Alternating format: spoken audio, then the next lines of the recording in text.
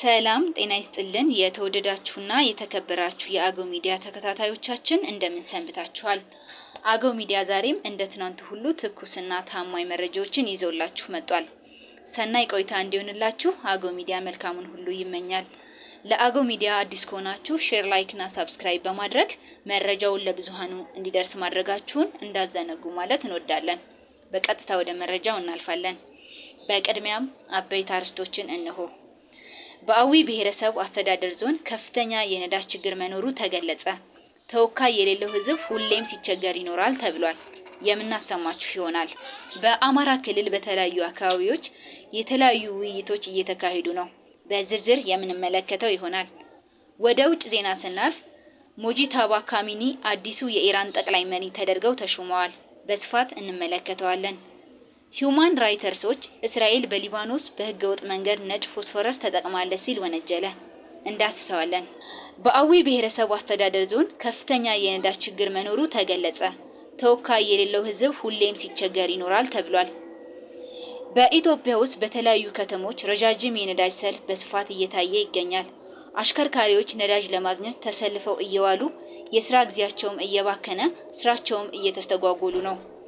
በተለይ በአማራ ክልል በአገው አዊ ብሔረሰብ ዞን ከሌሎች ከተሞች በተለየ ሁኔታ የነዳጅ ረጃጅም ሰልፍ በማደያዎች ለቀናት የቀጠለ ሲሆን ከወትሮ በተለየ መልኩ በሰልፍ ውስጥ የነበሩ የውጭ ሀገራት ተሽከርካሪዎችና የመድኃኒት ማመላለሻዎች እንዲሁም ሌሎች አሽከርካሪዎች ቅሬታቸውን ገልጸዋል። አገው ሚዲያ የመረጃ ምንጫችን ከተለያዩ የአገው አዊ ብሔረሰብ ዞን ከተሞች ባሰባሰባቸው መረጃዎች በየማደያው ከፍተኛ የነዳጅ ሰልፍ መኖሩን አረጋግጧል። አንዳንድ ማደያዎች ደግሞ ነዳጅ የለም የሚል መልእክታቸውን ለጥፈው እየተስተዋሉ መሆኑን አረጋግጧል። በተጨማሪም ከዚህ ቀደም በተሻለ ሁኔታ የሚገኘው ናፍጣ እንኳን አሁን ላይ ለማግኘት ከባድ መሆኑን የገለጹት የአዊ ዞን የሚንቀሳቀሱ አሽከርካሪዎች ከሁለት ቀን በላይ ወረፋ ላይ መሆናቸውን አረጋግጠዋል።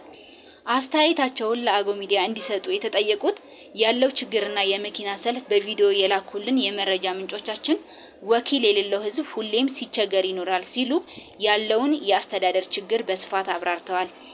ይህ በእንዲህ ያለ በአገው አዊ ብሔረሰብ ዞን አመራሮች ነዳጅ በኮንትሮባንድ ወደ ቤንሻንጉል ጉሙዝ ክልል እየተላለፈ መሆኑን በስፋት ቢገልጹም አመራሩ ግን ያለው ነገር የለም። በተያያዘ መረጃ ከዚህ በፊት የቻግኒ ከተማ አስተዳደር የንግድና ገበያ ልማት ጽሕፈት ቤት በህገወጥ መንገድ ሲንቀሳቀሱ የተያዘውን 9800 ሊትር ቤንዚን ለ752 ባጃጅ አሽከርካሪዎች መሰራጨቱ በዞኑ ያለውን ህገወጥ ትግበራ ያሳየ። በአማራ ክልል በተለያዩ አካባቢዎች የተለያዩ ውይይቶች እየተካሄዱ የተለያዩ አካባቢዎች ሰላም የደፈረሰ የቆየ ቢሆንም የክልሉ መንግስት ግን አሁን ላይ የተገኘነው አንጻራዊ ሰላም በማጽናት ወደ ዘላቂ ሰላም ለማሻገር የበኩሉን ድርሻ እንደሚወጣ የውይይቱ ተሳታፊዎች እንደተናገሩ በክልሉ መገናኛ ብዙሃን እያሰራጨ ነው። በምስራቅ ጎጃም ዞን በጉምዛን ወረዳ ከሊባኖስ ቀበሌና አካባቢው ማህበረሰብ ጋር ለሰላም ዘብ እንቆማለን፣ የልማት አርበኛ እንሆናለን በሚል መሪ ሐሳብ የሰላም ውይይት የተካሄደ ሲሆን በውይይቱ ተገኝተው የመክፈቻ ንግግር ያደረጉት የጉምዛን ወረዳ ብልጽግና ፓርቲ ቅርንጫፍ ጽሕፈት ቤት ኃላፊ አቶ ወርቅነህ እንደግ ሰላም በአንድ ወገን ብቻ የሚመጣ ባለመሆኑ ሁሉም ለሰላም የድርሻውን ሊወጣ ይገባል ብለዋል። ኃላፊው አያይዘው በዚህ 2 ዓመትና በላይ የሰላሙ ጉዳይ የትምህርቱን ስርዓት በእጅጉ የጎዳ መሆኑን ገልጸው በተለይ ህፃናትና ሴቶች ከትምህርት ገበታቸው በማስቀረት አስገድዶ መድፈርና ያለ ዕድሜ ጋብቻ እንዲፈጸምባቸው ሆኗል ብለዋል። በተያያዘ መረጃ በምዕራብ ጎጃም ዞን ጃምቢ ጠህና ወረዳ በእጅጋ ከተማ ውጫዊ የወረራ ስጋትና ውስጣዊ የጽንፈኝነትን አደጋ በመቀልበስ ሰላም ልማት እናረጋግጣለን በሚል መሪ ሐሳብ በእጅጋ ቀጠና የሚገኙ የመንግስት ሰራተኞች ጋራ ወቅታዊ ሀገራዊ ክልላዊና አካባቢያዊ የሰላምና የልማት ጉዳዮች ላይ ውይይት መካሄዱ ተገልጿል። በውይይቱ የጃቢ ጠህና ወረዳ እንስሳትና አሳ ሀብት ልማት ጽሕፈት ቤት ኃላፊ አቶ ባህሪው አናጋው ባቀረቡት የመነሻ ጽሑፍ ውጫዊና ውስጣዊ ሁኔታዎች ለሀገር ሰላም ልማት ያላቸውን ተጽዕኖ አብራርተዋል። ይሁን እንጂ ፋኖ በስፋት የሚገኝበት የአገው ብሔረሰብ ዞን አካባቢዎች ግን ከፍተኛ ችግር እየደረሰባቸው መሆኑን ብዙ አስተያየት ሰጪዎች ለሚዲያችን ገልጸዋል። ብልጽግና የመንግስቱን ተግባር ለፖለቲካ እየተጠቀመ መሆኑንም አስረድተዋል። ሞጂታባ ካሚኒ አዲሱ የኢራን ጠቅላይ መሪ ተደርገው ተሾመዋል። የኢራን ከፍተኛ መንፈሳዊና ፖለቲካዊ ስልጣን ያላቸው ባለሙያዎች ጉባኤ ቀጣዩን የኢራን ጠቅላይ መሪ ሹሟል። ከዚህም የቀድሞ የበላይ መሪ አያቶላ አሊ ካሚኒ ሁለተኛ ልጅ የሆነው ሞጂታባ ካሚኒ አዲሱ ጠቅላይ መሪ ሆነዋል። የ56 ዓመቱ ሞጂታባ ካሚኒ በኢራን ከፍተኛ የፖለቲካና የሃይማኖት ስልጣን ያለው የበላይ መሪ ቦታ እንዲይዙ ተመርጠዋል።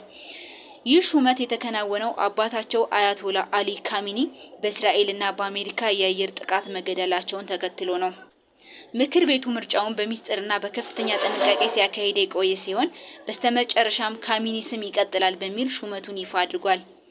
የአሜሪካው ፕሬዝዳንት ዶናልድ ትራምፕ ቀደም ብለው የካሚኒ ልጅ ሹመት ተቀባይነት የሌለው ሲሉ የገለጹ ሲሆን አዲሱ መሪ ያለ አሜሪካ ፍቃድ ብዙ ሊቆይ እንደማይችሉ አስጠንቅቀዋል። አሜሪካ ከሷ ጋር የሚስማማ የኢራን መሪ በመምረጥ በኩል ከፍተኛ ሚና እንደሚኖራት ትራምፕ ተናግረው ነበር። በሌላ መረጃ ደግሞ በሊባኖስ ከእስራኤል ጋር በተፈጠረ ግጭት የሞቱ ሰዎች ቁጥር 394 መድረሱን የመንግስት ጤና ሚኒስቴር አስታውቋል።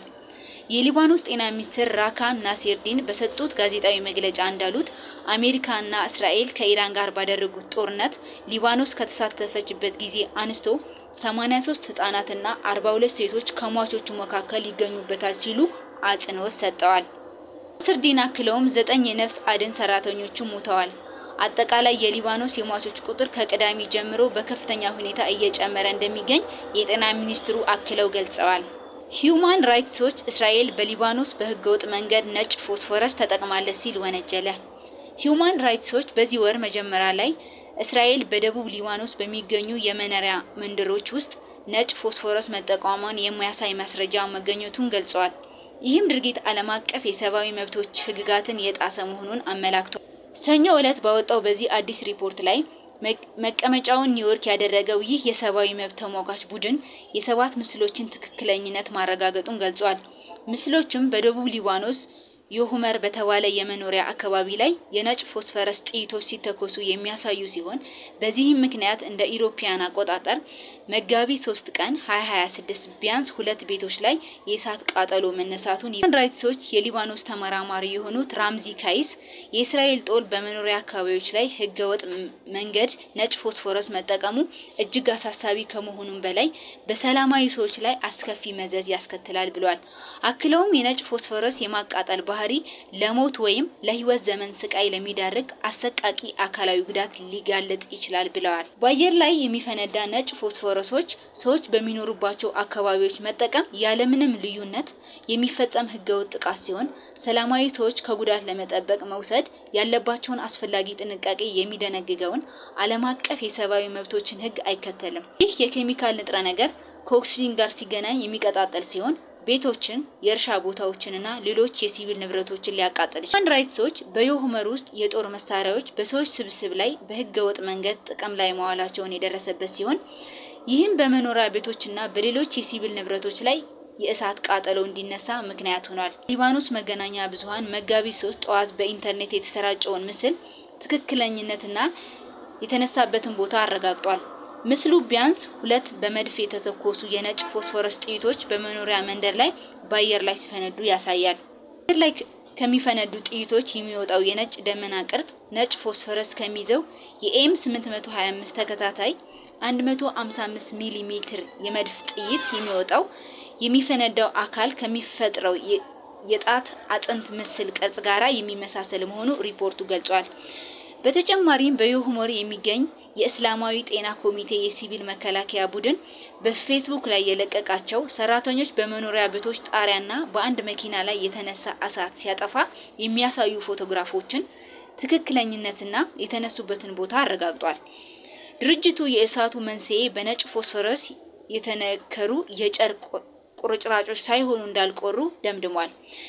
ይህም ጥቃቱ የተፈጸመባቸው ቦታዎች በአየር ላይ የሚፈነዱ የጦር መሳሪያዎች ከታዩበት አካባቢ ጋር ቅርብ መሆናቸው ነው። ካይስ ሲናገሩም እስራኤል ይህንን ተግባር በአስቸኳይ ማቆም አለባት፣ ነጭ ፎስፎረስን ጨምሮ ለእስራኤል የጦር መሳሪያ የሚያቀርቡ አገራትም ወታደራዊ እርዳታንና የመሳሪያ ሽያጭን በአስቸኳይ ማቆም እንዲሁም እስራኤል መሰል ጥይቶችን በመኖሪያ አካባቢዎች ላይ መተኮሳን እንድታቆም ግፊት ማድረግ አለባቸው ብለዋል። ሂዩማን ራይትስ ዎች ዩናይትድ ስቴትስን፣ ዩናይትድ ኪንግደምንና ጀርመንን ጨምሮ የእስራኤል ቁልፍ አጋሮችን ለእስራኤል የሚያደርጉትን የጦር መሳሪያ ሽያጭ እንዲያቆሙና በከባድ ወንጀል ውስጥ እጃቸው እንዳለበት በሚታመንባቸው ባለስልጣኖች ላይ የተሞረኮዘ ማዕቀብ እንዲጥሉ አሳስቧል።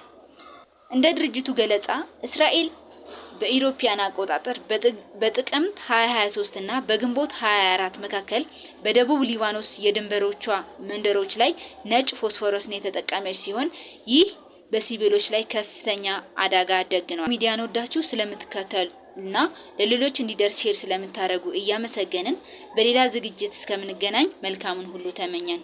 ሰናይ ቆይታ